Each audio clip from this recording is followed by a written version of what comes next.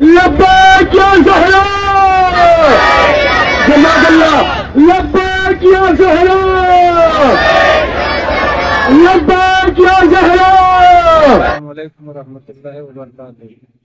मोमिन, आप लोगों को जैसा कि इत्तला है बैनर पोस्टर के जरिए कि 6 अप्रैल 3 बजे दिन में सोहाना कंपाउंड से एक एहतजाजी जुलूस का ऐलान किया गया है। वो जुलूस किस तरह का है, क्यों है? वो जुलूस मादरे हुसैन फातिमातुज़ ज़हरा सलामुल्लाह अलैहा के कब्र मुबारक के तामीर के एहतजाज के लिए निकाला जा रहा है, जिसमें हम सबको मिल कर के ज़्यादा से ज़्यादा तादाद में शिरकत करना है, जिससे हमारे इमाम को ये खुशनुदी हासिल की जा सके।